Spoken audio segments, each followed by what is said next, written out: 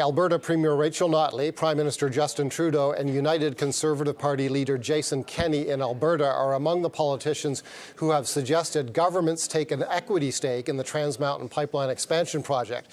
Notley said the province would even be prepared to buy the project. Meanwhile, BC Green Party leader Andrew Weaver says the only reason Trudeau's making this promise is because he's backed into a corner. It is utterly outrageous that a Prime Minister would use taxpayers' money to try to bail out a corporation because he's got himself in a corner with a reckless promise. Well, our next guest says he can think of 6 reasons not to nationalize the pipeline. Joining us is Aaron Wudrick, Federal Director at the Canadian Taxpayers Federation. He joins us, as you can see, from Ottawa. Aaron, thanks a great deal for being here. I've spoken to numerous Bay Street people. They don't like the idea of public participation, public financial participation in the pipeline. You don't either. Why not? Look, we support the pipeline. I should put that out there up front. The problem is it's really not taxpayers' job to cover off the fact that there have been some serious political miscalculations here. I think the fact that Kinder Morgan wants to protect their investment is reasonable. The fact they have asked for assurances from the federal government that they will ensure the pipeline gets built is also reasonable. But the fact that we have the Premier of Alberta and the Prime Minister as a first step offering up essentially a taxpayer backstop up to the point of even buying it outright is a colossal strategic mistake and essentially signals how desperate the government is to buy it, and I think gives Kinder Morgan all the cards when it comes to negotiating next steps on this project. What if you were convinced that the only way this pipeline was going to get built if it got some level of financial push from governments? Well, look, if we reach that point, I think we'd have to have serious questions about its economic viability. As long as there is money on the table, I think there would be a private sector party that would be interested in making that money. The moment that the risk is so high that governments say that we should put it all on the backs of taxpayers, I think is exactly the point where we should start to question whether or not it's economically viable to do it. Have there been examples in the past of these type of investments failing to get the job done? Not pipelines off the top of my head, but definitely we have a long track record in this country of what we call corporate welfare. Everything from Bombardier to the automakers receive perpetual bailouts.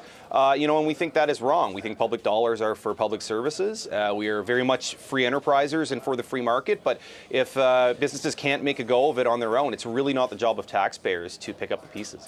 You refer to political miscalculations as being, in your view, at root of this situation. There are lots of moving parts here. What's your interpretation of what's gone wrong? Well, first of all, we have the Prime Minister, who I think oversold the value of carbon taxes in buying social license to get the pipeline built. We've seen that has not reduced opposition to the pipeline. He also had an opportunity to push 2 other pipelines and either kibosh those pipelines or allowed them to not proceed. So he's painted himself into a corner here, and now he's looking for taxpayers to bail him out. And while I share the sentiment of Andrew Weaver, for example, about not using taxpayer dollars, it is a little bit strange coming from him, since groups like himself, the Green Party, and other opponents are the reason that this pipeline is being obstructed and have led to this situation in the first place. The proponents of the pipeline, as you know, say that it will fetch us a higher price for Alberta's crude, that being, of course, because the crude will be going to international markets and not be captive to our single customer to the south, and therefore will result in a long-term flow of elevated tax revenues to the Alberta coffers and to the federal coffers as well. What do you think of those arguments? How compelling are they?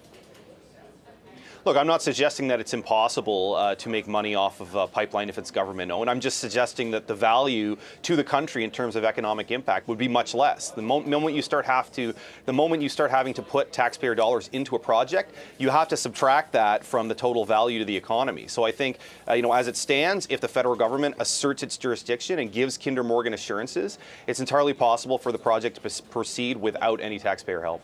How much money, if the governments, plural, went this way, how much money do you think the taxpayers would be on the hook for? Well, we know that Kinder Morgan's already put more than $1 billion in, and the estimated cost of the project is $7.4 billion. I think it's fair to say it would be unlikely that the government could do it for as little as that. So I think you're looking, upwards of $10 million, which is a considerable price tag. What about sticking to a budget? Well, as we know, it would be nice if governments could do that. The problem is if it is publicly owned and costs run over, it is in the end taxpayers that are stuck paying any overruns. And what about operating the pipeline if it came to that as a government-owned utility?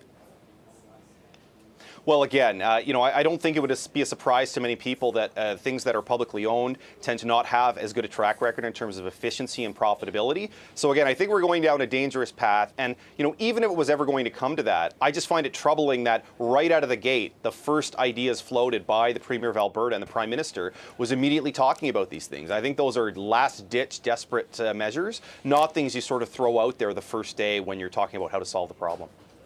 Aaron Wudrick, thank you a great deal.